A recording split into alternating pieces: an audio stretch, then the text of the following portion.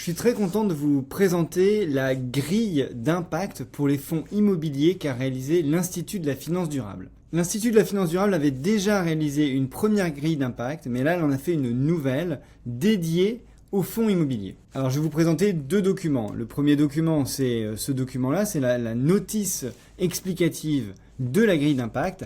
Et le deuxième document, c'est tout simplement la grille d'impact. La grille d'impact est composée de 34 questions. Et donc, pour chacune des questions, vous avez réponse A, réponse B, réponse C ou réponse D. Et à chaque fois, vous avez un nombre de points associés, 0, 1, 2, 3 ou 4. L'objectif, c'est d'avoir le plus de points possible. Vous avez une partie qui concerne la théorie du changement, donc il y a 13 questions pour la théorie du changement. Une partie qui concerne la mise en œuvre opérationnelle. Pour la mise opérationnelle, vous avez une petite dizaine de questions. Une troisième partie qui concerne le suivi des résultats, donc l'impact que les fonds immobiliers vont avoir. Et une dernière partie sur la communication des fonds. Alors avant de voir des exemples de questions de cette grille d'impact, je vais vous la donner un petit peu en version high level. Je retourne donc sur la notice explicative. La première chose qui est intéressante, c'est le nombre de points qu'il faut avoir pour que le fonds puisse dire que c'est un fonds d'impact. Donc, à partir du 1er janvier 2025, pour pouvoir dire qu'on est un fonds durable selon l'IFD, eh bien, il faut avoir au moins 60 points. Et ça, c'est incrémental. C'est-à-dire qu'en 2026, il faut au moins avoir 65 points et ensuite, en 2027, au moins avoir 70 points. L'idée, c'est qu'au début, c'est pas trop dur, mais au fur et à mesure que le marché s'approprie cette grille, eh bien, le niveau augmente. Alors, je ne vais pas vous donner tout le détail ici, mais le document explique un petit peu les sources d'inspiration et il précise qu'ils se mettent dans plusieurs cadres, comme l'impact investing, le management de l'impact, etc. Vous pouvez regarder. Évidemment, le document réexplique ce que c'est que l'impact, l'intentionnalité, l'additionnalité et la mesure. Et explique aussi quelles sont les questions liées à l'intentionnalité, à l'additionnalité et à la mesure. Le groupe de travail, pour faire cette grille d'impact, avait deux choix. Soit on considère qu'on va investir que dans des biens immobiliers qui ont par nature intrinsèque de l'impact, soit on investit aussi dans des biens immobiliers qui aujourd'hui n'ont pas d'impact, mais c'est-à-dire que les biens immobiliers vont se transformer et vont avoir de l'impact. Donc là, la grille considère que les deux thématiques d'impact, l'impact intrinsèque et l'impact par la transition quelque part, rentrent dans ce cadre. L'impact, pour les puristes, c'est vraiment la capacité à montrer que ce que je fais tout seul a vraiment de l'impact. Et ça, c'est très compliqué à montrer en soi. Dans le rapport, ils écrivent que l'impact est une démarche avec recherche d'additionnalité de l'action individuelle, alors que la contribution est une participation à une action collective. Et donc là, en fait, ce que dit la grille, c'est que c'est pas forcément une grille d'impact, mais c'est plutôt une grille de contribution. Si vous êtes intéressé par faire un fonds d'impact immobilier, je suis sûr que vous lirez en détail cette note explicative et vous verrez qu'à chaque fois, les termes sont très bien expliqués. Qu'est-ce que c'est que l'additionnalité dans la grille? Quelle est l'approche retenue, etc. Donc je vous le disais, il y avait 4 grands thèmes, théorie du changement, mise en œuvre opérationnelle, suivi des résultats et communication. Et vous verrez qu'à l'intérieur, il y a un nombre de questions données et avec des pondérations qui sont aussi différentes par grande thématique. Alors dans les questions, vous avez 3 types de questions. Vous avez des questions qualifiantes, vous avez les questions on va dire normales et vous avez les questions blanches. Les questions qualifiantes, c'est les questions qui sont en jaune. Et d'ailleurs, c'est écrit à chaque fois questions qualifiantes en rouge.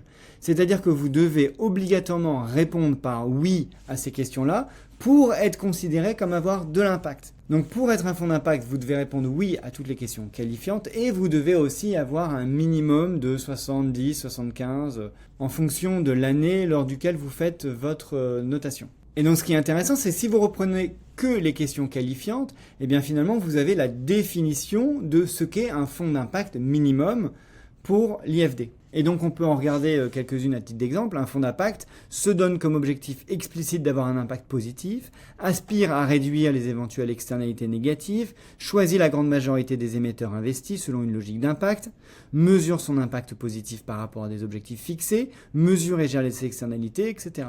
Vous voyez qu'à chaque fois, par rapport aux questions, ils expliquent pourquoi ils ont mis cette question. Est-ce que c'est de l'intentionnalité? Est-ce que c'est de l'additionnalité? Est-ce que c'est de la mesure? Ou alors est-ce que c'est de la transparence? Vous avez vu, dans la grille, il y a le suivi des résultats. Donc normalement, un fonds ne peut être noté qu'à partir du moment où il a à peu près 2 ans de vie et qu'il a effectivement des résultats et qu'il a atteint. Donc pour les fonds qui sont en train de se lancer, l'IFD écrit un petit paragraphe sur ce que vous pouvez communiquer, ce que vous ne pouvez pas communiquer, parce que vous n'aurez pas encore les notes de suivi des résultats. Et ensuite, la note reprend question par question et explique un petit peu les questions et les réponses et donne un petit peu des éléments de contexte. Quand vous allez lire les questions, vous allez voir, il y en a certaines qui sont vraiment compliquées ou sujettes à discussion.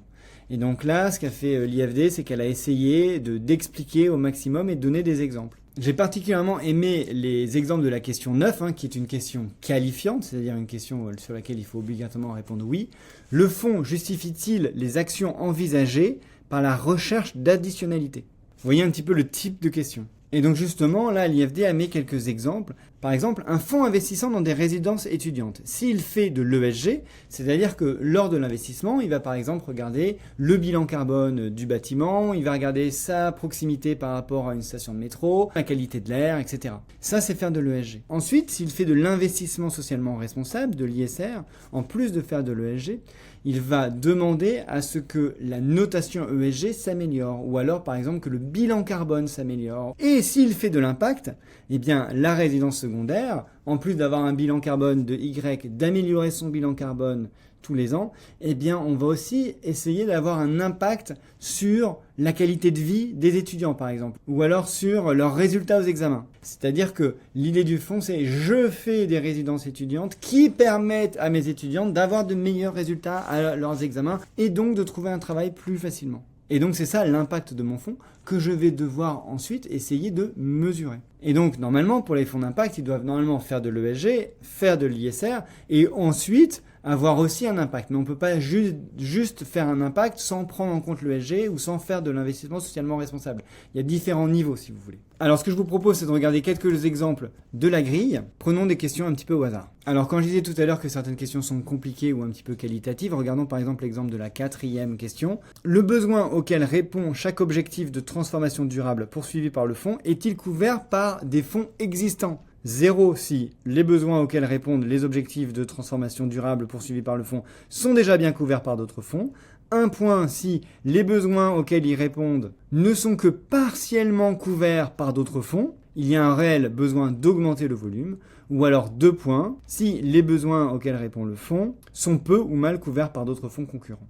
Et donc là déjà, pour répondre à cette question, c'est pas forcément évident parce qu'il faut faire un benchmark, il faut bien connaître le marché. Et entre avoir 1 point et avoir 2 points, à mon avis, de temps en temps, ça se fera un petit peu au doigt mouillé.